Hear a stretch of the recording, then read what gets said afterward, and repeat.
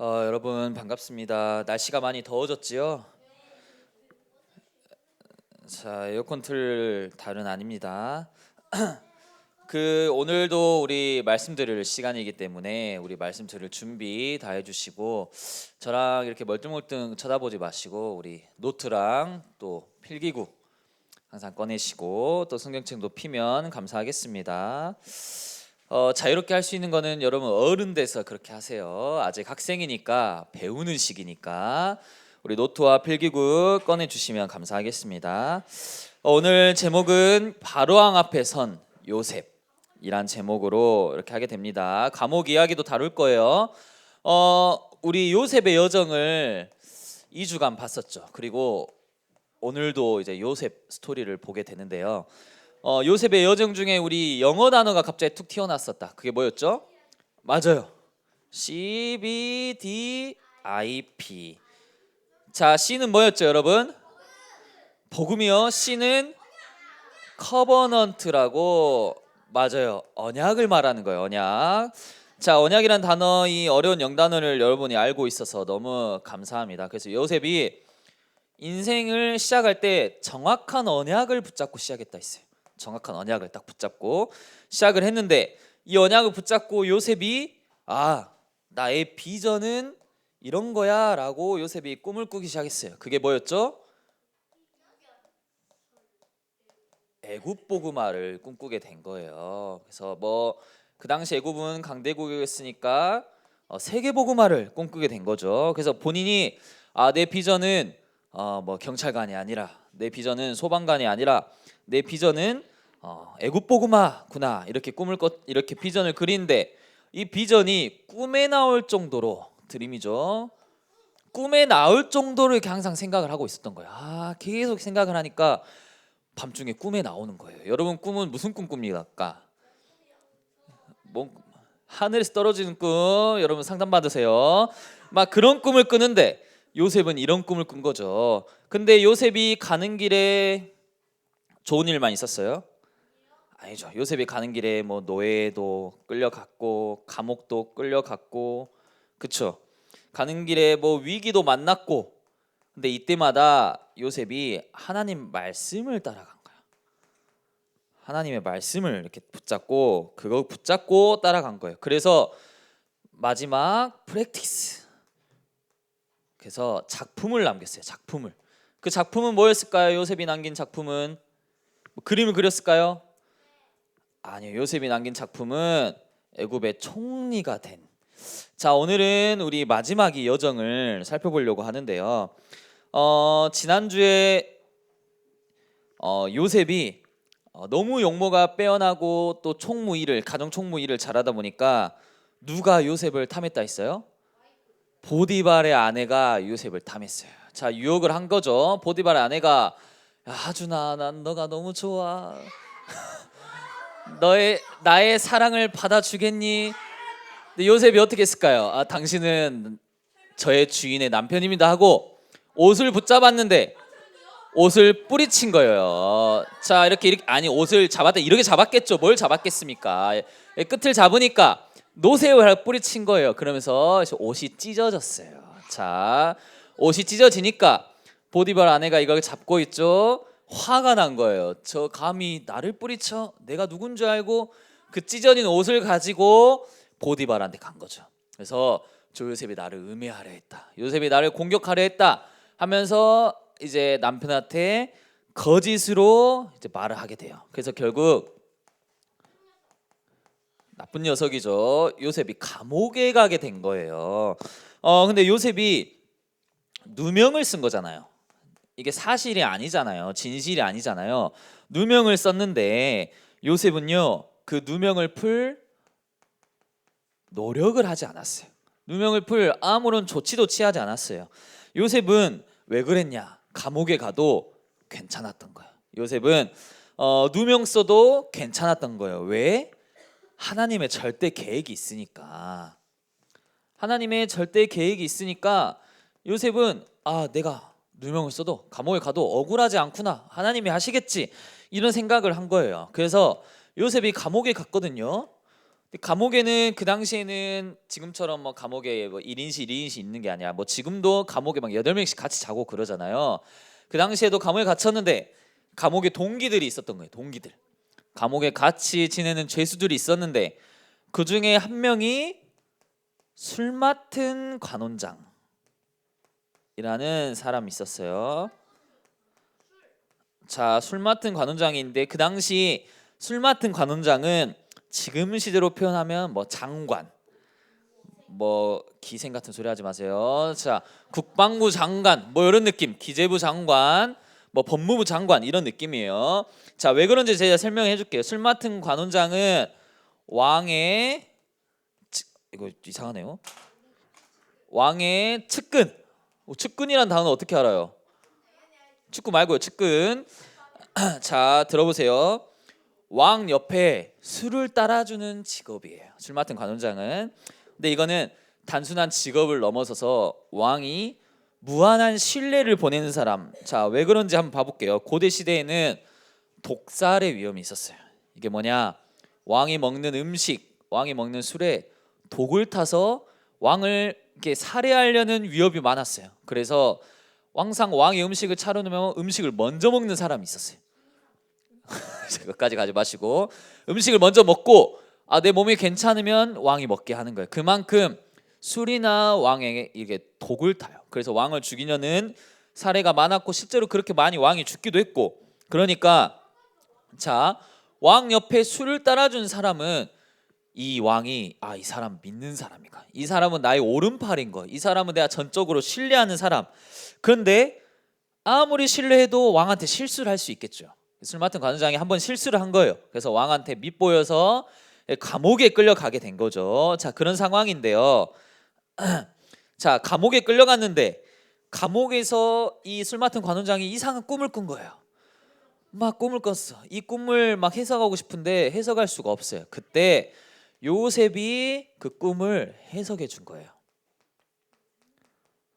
그리고 요셉이 꿈을 해석해 주니까 이 관원장이 요셉을 인정을 하겠죠. 그래서 어떻게 되냐? 요셉이 꿈을 해석해 주고 관원장에게 장관에게 지금 제가 감옥에 갇혔습니다. 근데 이게 좀 억울한 일입니다. 그래서 바로 왕한테 가서 애굽 왕 바로한테 가서 내 억울함을 말해주세요라고 부탁을 해요. 어차피 다시 복귀를 할 거니까.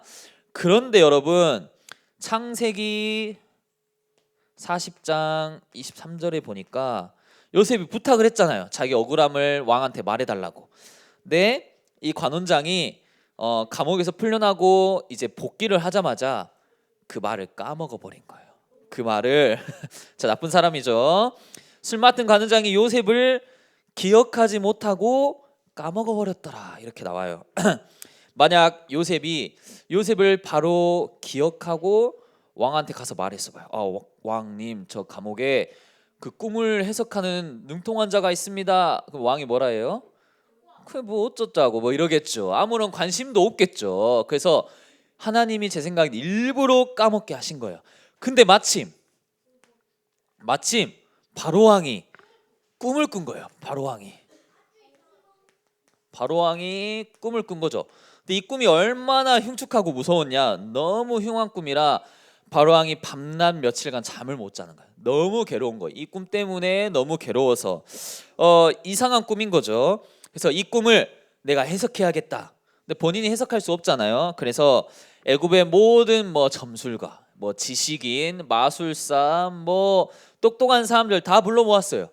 내 꿈을 해석해 봐라. 근데 아무도 해석을 못 하는 거죠. 그러니까 왕이 어떻게 돼요?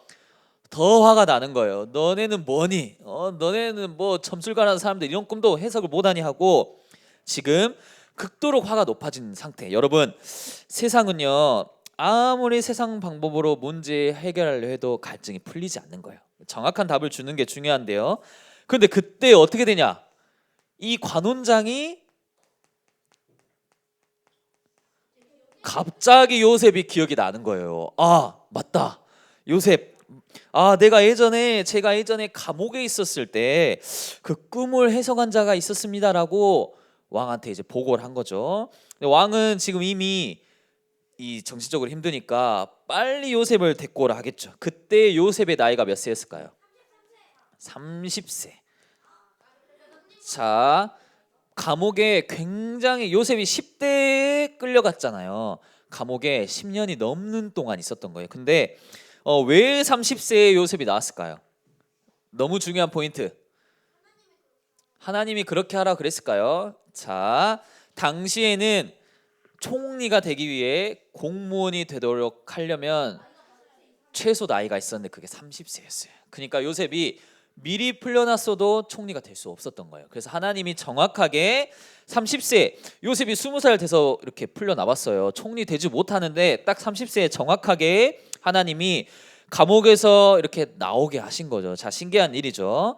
요셉의 이 감옥의 여정은 결국은 하나님의 절대 계획 안에 있던 감옥이었던 거예요. 하나님이 일부러 보내시고 정확한 때 풀려나게 하시고. 이거 왜 간원장을 만나게 하셨을까요? 자, 총리가 됐어요. 총리가 됐는데 아무것도 할 줄 몰라. 정치를 몰라요. 총리가 됐는데 국가를 몰라. 근데 이 간원장 옆에서 요셉이 정치를 배운 거예요. 계속 정치 이야기 했겠죠. 왕은 이렇습니다. 이 나라는 이렇습니다. 애굽은 이렇습니다. 하나님의 정확한 만남 속에 또 나이가 차니까 정확히 감옥에서 꺼내 주신 거죠. 그래서 왕 앞에 드디어 요셉이 서게 됩니다. 그래서 왕이 물어봅니다. 정말 너가 내 꿈을 해석할 수 있냐? 라고 물어봤겠죠. 근데 요셉의 대답이 너무 중요해요. 요셉의 대답이 할 수 있습니다 이렇게 했을까요? 요셉의 대답이 저는 못합니다. 저는 꿈을 해석할 수 없습니다. 저는 제 머리와 생각으로는 도저히 왕의 꿈을 해석하지 못합니다. 그러나 하나님 여호와께서 이 꿈을 알게 하실 겁니다 라고 대답을 해요. 하나님이 이 꿈을 대답하게 하실 겁니다 라고 왕 앞에 선포한 거예요. 여러분, 대통령이 여러분을 딱 불렀어요. 윤석열 대통령이 불렀어요. 내 꿈이 너무 흉측해. 너 내 꿈 해석할 수 있어? 예, 한번 해보겠습니다. 여러분이었으면 예, 제가 한번 제 머리로 아니, 그런 게 아니라 하나님을 선포할 수 있어야 돼요. 여러분이 하나님을 증거할 수 있고. 자, 그래서 요셉이 꿈을 해석해 주기 시작합니다. 그래서 어떤 꿈이냐면 꿈의 해석 내용은 전 세계가 7년 동안 풍년이 될 겁니다. 풍년은 이제 농사가 아주 잘 되는 거예요. 그럼 곡식이 막 2배, 3배, 10배씩 이렇게 맺히겠죠. 그러나 그 다음 7년 동안은 흉년, 가뭄 기근이 일어나면서 열매가 농사가 대실패 이런 일이 일어나겠습니다라고 꿈을 해석해 준 거죠. 그래서 꿈을 해석해 준 것뿐만 아니라 해결책도 주는 거예요. 그래서 왕님, 애굽은요 7년 동안 이 곡식을 모아서 창고에 저장해 두세요. 그러면 다른 나라는 곡식이 풍성할 때 다 먹고 낭비할 텐데 다음 7년 동안 가뭄이 들면 다른 나라 사람들은 힘들 겁니다. 그러면 그 곡식을 파세요. 그럼 애굽이 더 강해질 겁니다라고 해결책도 제시한 거예요. 그러니까 이 어떤 왕의 간지럼을 긁어준 거죠. 여러분, 세상 사람들은 밤낮 고민하고 잠 못 들고, 그렇죠? 여러분 친구들 항상 고민하고, 근데 여러분이 친구들의 어떤 고민을 긁어줄 수 있다면, 여러분의 친구들의 마음을 시원하게 해줄 수 있다면, 그래서 여러분 오늘 읽은 본문 창세기 41장 38절에 왕이 이렇게 대답을 합니다. 왕이 한 말, 자, 다 같이 찾아보겠습니다. 성경책 다 안 덮으셨죠? 창세기 41장 38절을 보세요. 외웠어요. 자, 제가 한번 읽어보겠습니다. 이렇게 요셉이 대답을 해요. 아니, 왕이 대답을 해요. 내가 이 요셉처럼 하나님의 영에 감동된 사람을 찾을 수 없다. 자, 잘 보세요. 왕 41장 38절이에요. 자, 잘 보세요. 왕이요 요셉을 통해 하나님을 알게 돼요. 왕이 요셉을 통해 하나님을 느끼게 된 본문이에요. 왕이 인정을 한 거죠. 아, 너를 통해 하나님이 살아계시는구나. 하나님의 영에 감동돼 있구나. 여러분이 영적으로 충만하면 여러분의 친구들, 여러분의 학교가 하나님을 알게 돼요. 여러분이 영적으로 충만하면 여러분 통해서 누가 영광 받냐? 여러분이 영광 받는 게 아니라 하나님이 영광을 받게 됩니다. 그래서 왕이 요셉을 총리로 세우게 돼. 이 총리는 아까 나왔던 CBDIP의 P, 그 총리로 세워주고 왕이 요셉을 이름을 정해줘요. 이제 총리로 됐으니까 애굽 이름을 지어주겠죠. 그 이름이 어려운데요. 사브낫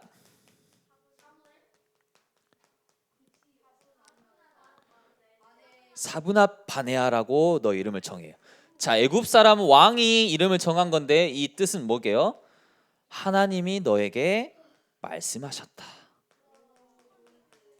하나님의 말씀이 너와 함께하는구나라고 세상 사람이 이런 이름을 지어준 거예요.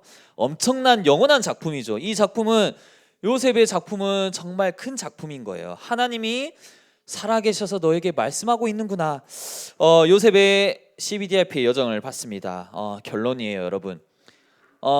CBDIP가 있어요. 요셉은요 정확한 언약을 붙잡았어요. 여러분 비전, 꿈을 꾸고 뭐 작품 남기고 비전을 삼는 거는 여러분 친구들도 다 해요. 그렇죠?